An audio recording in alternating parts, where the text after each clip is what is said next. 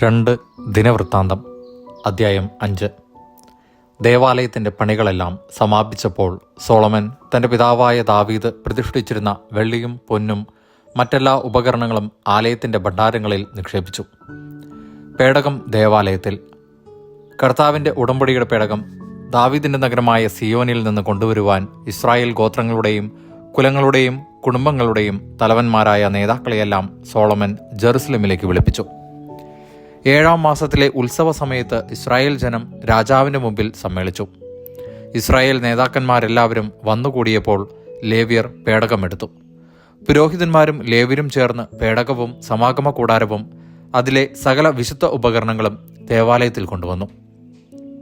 Solomon രാജാവും അവിടെ കൂടിയിരുന്ന Israel സമൂഹവും പേടകത്തിനു മുമ്പിൽ അസഖ്യം ആടുകളെയും കാളകളെയും ബലിയർപ്പിച്ചു.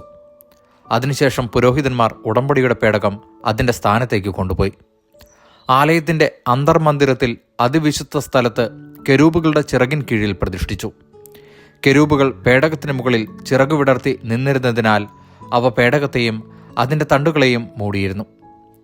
തണ്ടുകൾക്ക് നീളമുണ്ടായിരുന്നതിനാൽ ശ്രീകോവിലിന് മുമ്പിലുള്ള വിശുദ്ധ സ്ഥലത്ത് നിന്നാൽ അവയുടെ അഗ്രം കാണാമായിരുന്നു.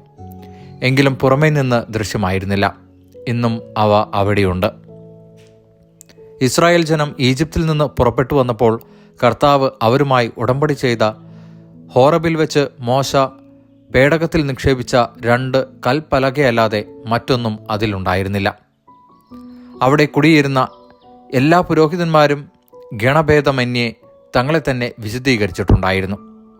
പുരോഹിതന്മാർ വിശുദ്ധ സ്ഥലത്തു നിന്ന് പുറത്തു വന്നപ്പോൾ ആസാഫ്, ഹേമാൻ, യദുഥൂൻ എന്നിവരും അവരുടെ പുത്രന്മാരും ബന്ധുക്കളുമായി സംഗീതജ്ഞരായ ലേവ്യരൊക്കെയും ചണവസ്ത്രം ധരിച്ച് കൈത്താളങ്ങളും വീണകളും കിന്നരങ്ങളും പിടിച്ച് ബലിപീഠത്തിന് കിഴക്കുവശത്ത് കാഹളമൂതിക്കൊണ്ടിരുന്ന 120 പുരോഹിതന്മാരോട് ചേർന്നു നിന്നു. കാഹളമൂത്തുകാരും ഗായകരും ഒത്തൊരുമിച്ച് ഏകസ്വരത്തിൽ കർത്താവിന് കൃതജ്ഞതാസ്തോത്രങ്ങൾ ആലപിച്ചു. കാഹളം, കൈത്താളം, മറ്റ് സംഗീതോപകരണങ്ങൾ എന്നിവയുടെ അകമ്പടിയോടുകൂടി അവർ കർത്താവിനെ സ്തുതിച്ചു പാടി. അവിടുന്ന് നല്ലവനാണ്, അവിടുത്തെ കൃപ എന്നേക്കും നിലനിൽക്കുന്നു.